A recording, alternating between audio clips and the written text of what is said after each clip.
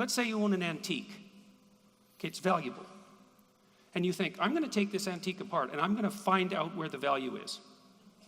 Good luck, man. Well, it's not valuable in that sense. Wait a second. So we need to know, so that's right, it's not valuable in that sense, because the value of the antique is a social agreement about its position in a hierarchy. It has nothing to do with the material substrate of the antique. Well, sure. Yeah, but not, you can't, it's not just sure. It's that you've made the claim already that you can derive values from facts. It's like, then what are you willing to accept as a fact? These are facts about, again, so there are facts about, the facts exist in intersubjective space, right? So if I tell you, well, this glass, this isn't just an ordinary glass, I know it looks just like that one, but this is the glass that Elton John drank from in his last concert here, yeah, right? Right. So, what do you want to pay me for it, right? Right. It could be that, you're just the biggest Elton John fan ever, and it's worth quite a lot to you. Now it's a kind of evident, it's not value intrinsic to the glass, but right. it is a...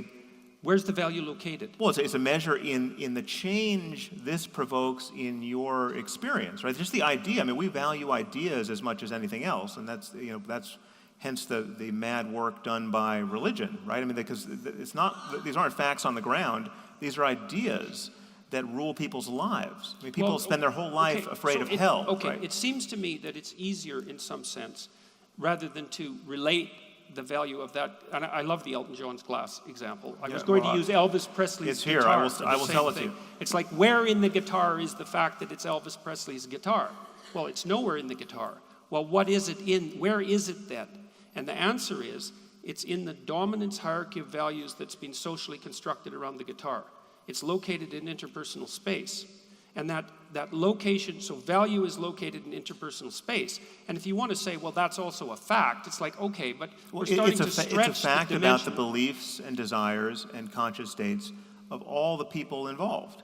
Okay, right? well, that's the only place where it exists. That's the only place where the idea of Elvis's guitar can show up. Okay, well, I'm trying to figure out then, you see, because what seems to me to be happening, at least in part, is that we can stretch the domain of what constitutes a fact so that the domain of facts starts to incorporate the domain of values. But we do that with doing some damage to the domain of facts. No, hang on. Don't just say no. This is really. I'll say more. This is really complicated because you see, part of what the postmodernists have done is that they've pushed away the domain of facts entirely, and they say, well, the only thing is that the only thing that actually exists is this domain of intersubjective agreement.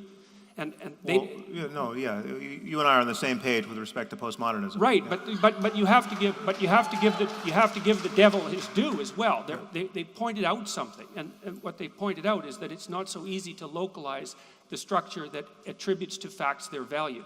It's not a simple thing. Now, wait. Yes.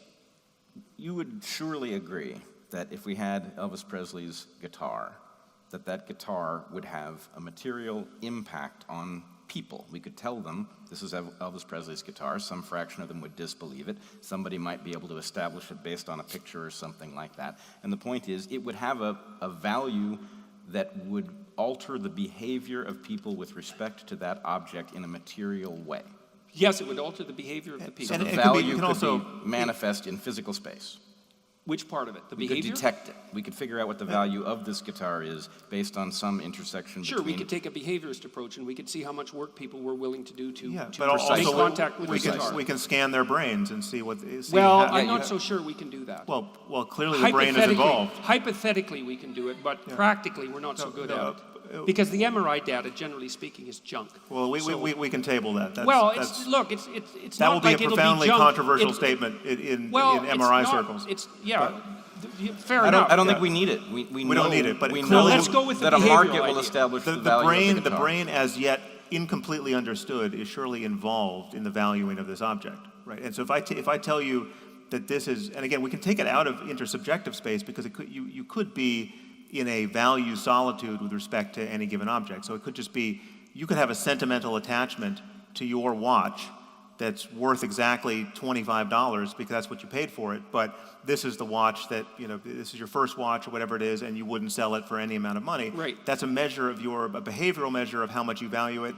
And if I told you, sorry, I borrowed your watch and lost it, what the cascade of negative affect that I see on your face is correlated with something that's happening in your head, and the brain is involved, right? So that the Well, totality of that what you're picture basically stating, is as the far as value. I can tell, is that there'd be a socio-cultural agreement as to the value of whatever this entity is, and that would find its mirror in the brain. And that's a non-controversial statement, because all socio-cultural phenomena that are experienced find their reflection in the brain. The fact that you can say that that's reflected in the brain, it's like, Right, okay, yes, but okay, but the I don't problem understand why we it's... continually run into with religion is that you have a domain of so-called sacred values where people who are otherwise rational cease to be rational actors.